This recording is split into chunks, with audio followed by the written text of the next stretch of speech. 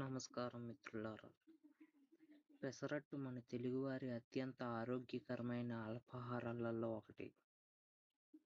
కానీ ఒక చిన్న మార్పుతో దీన్ని ఇంకా సులభంగా జీర్ణం అయ్యేలా మరింత పోషకవంతంగా చేసుకోవచ్చని మీకు తెలుసా?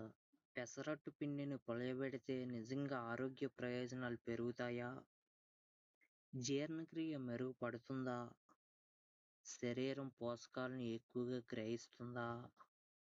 ఈ వీడియోలో శాస్త్రీయ ఆధారాలతో పాటు సాంప్రదాయ తెలుగు వంటింటి జ్ఞానాన్ని కూడా తెలుసుకుందాం. కాబట్టి వీడియోని చివరి వరకు తప్పక చూడండి. పెసరపప్పులో protein, fibre, iron, magnesium, potassium వంటి పోషకాలు సమృద్ధిగా ఉంటాయి. అయితే ఇందులో ఫైటిక్ యాసిడ్ అనే సహజ పదార్థం కూడా ఉంటుంది. ఇది ఐరన్, జింక్, కాల్షియం వంటి ఖనిజాల శోషణను కొంతవరకు తగ్గిస్తుంది.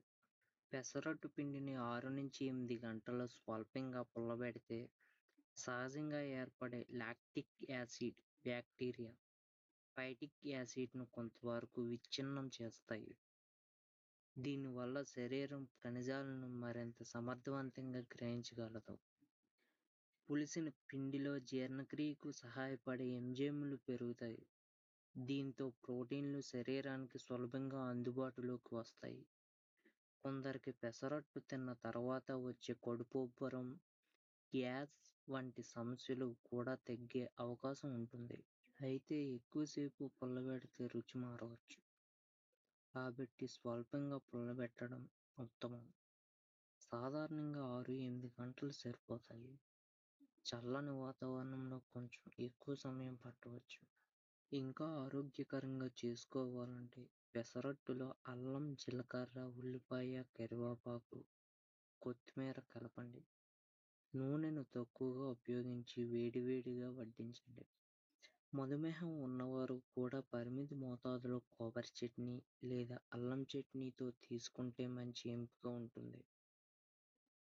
అయితే వ్యక్తిగత ఆరోగ్య పరిస్థితులకు అనుగుణంగా వైద్యుడు లేదా పోషకాహార నిపుణుడి సలహా తీసుకోవడం మంచిది.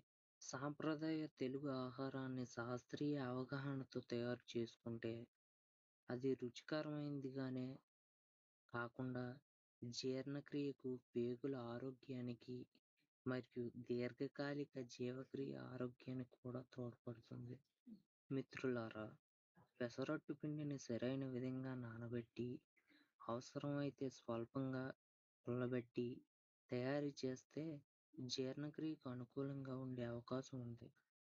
అయితే ప్రతి ఒక్కరి శరీర తత్వం, ఆరోగ్య పరిస్థితి వేరువేరుగా ఉంటాయి. కాబట్టి మీకు ఏ విధంగా బాగా సరిపోతుందో దానినే పాటించండి. ఈ సమాచారం మీకు ఉపయోగపడితే వీడియోకు ఒక లైక్ చేయండి. మీ కుటుంబ సభ్యుడు లేదా స్నేహితులతో షేర్ చేయండి. ఇలాంటి ఆరోగ్యకరమైన తెలుగు వీడియోల కోసం మా ఛానల్ను సబ్స్క్రైబ్ చేసి పక్కనే ఉన్న బెల్ ఐకాన్ నొక్కండి. మర్చిపోవద్దు. ధన్యవాదాలు. ఆరోగ్యంగా ఉండండి. ఆనందంగా జీవించండి. నమస్కారం.